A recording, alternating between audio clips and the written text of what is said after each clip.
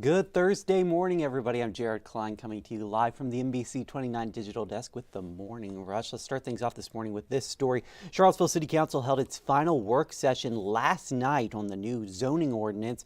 The primary goal is to allow for more housing in the city. Some concerns include the height of new buildings, parking, and density. That's how closely people are packed in together. Council plans to hold a public hearing on the updated draft December 5th. Madison County leaders have agreed to sell the old Kriglersville Elementary. The buyer is the developer the Board of Supervisors previously said no to. A lawsuit was filed after that denial. The board says the best way to avoid litigation was to just go ahead and sell. The county has agreed to offer it to the developer for $25,000. Governor Glenn Youngkin was at UVA on Wednesday. He spoke about the importance of making college campuses an open space for expressing diverse ideas. The Republican says it's important to create an environment where conventional thinking can be challenged.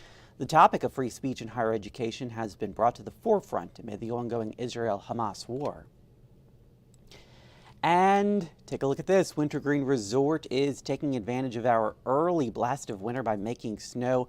Tubing will be open this weekend for the season, but snowboarders will have to wait a couple more weeks. If you are interested in watching the snowmaking progress, Wintergreen has mountain cameras up showing the progress.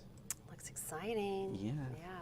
Okay, so we're hearing about flu and the cold and that sort of thing going around. Well, what about your pets?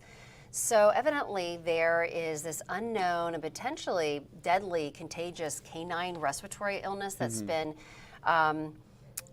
found in 14 states. And they describe it as a respiratory, causes coughing, sneezing, and sometimes it can lead to pneumonia. So it can be, again, dangerous for dogs.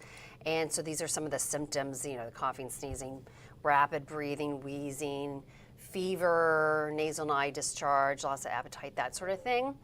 And here's the map of where it's been found.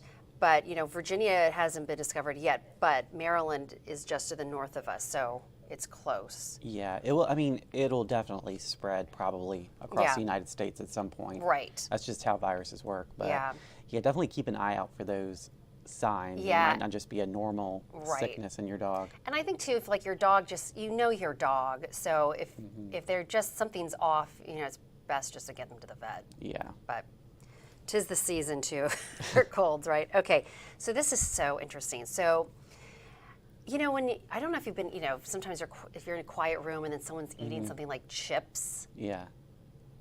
It can be kind of annoying. Oh, right? yeah. It annoys me. Yeah, and then I feel bad if I'm Yeah. eating chips and it's quiet and I'm like, this is probably so loud. So the sound of crunching chips is annoying. So Doritos has made a silencer. So it's a way it's a crunch cancellation software that removes the sound of someone chewing. So it's for the headphones. So if you're on a Zoom call that uses headphones, it'll cancel out, and you're eating, it'll cancel out the crunch. Oh, it's for you while you're crunching, or I think so. is it for other people? Does everyone have to put on their silencers? I think it's for you if you're crunching. Okay, so you put it on and it cancels out the crunch. Yeah, it's a crunch cancellation software that removes the sound of chewing. Oh, so I guess from any voice, you're right, in the chat. So if it's like a Zoom call, it was created by gamers, for gamers. Gamers, okay. I was about to say, can you not wait to chew on a chip while you're at a work meeting? You're like, I just have to have that chip right now. So I guess if you're a gamer and you're like eating chips That and you're makes playing, sense, it cancels that out for everybody else. Listening to people chewing on chips while you're gaming. No, that sounds miserable. Oh. Yeah. So that's definitely, sounds like a good idea. It does, right? It's a thing. It's a thing. Yeah. And then just to get us on the holiday spirit, look at this train in southern England, all lit up for the holidays. So cool. It reminds me of the Polar Express. Yeah. Yeah. Yeah, I like all the rainbow lights. Okay, so do you like colored trees or white lights? Oh my gosh. Okay, so this is a debate in my household. So I think white little lights are so beautiful. Yeah. But when I was a kid, I grew up with the big colored bulbs. Yeah.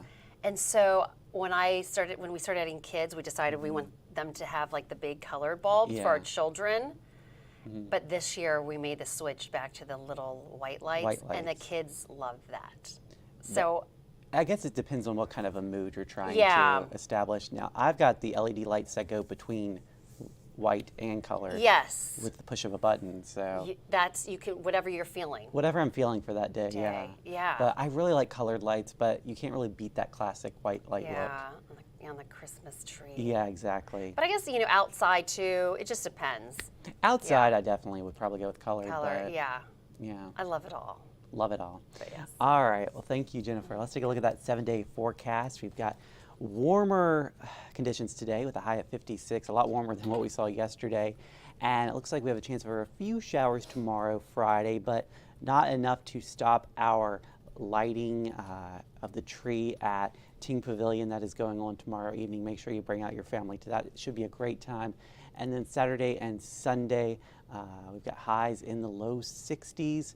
NBC29 is a proud sponsor, of course, of that event at Ting. Have a great Thursday, everybody, a great Friday Eve, as David likes to call it. We'll see you again on NBC29 News at noon.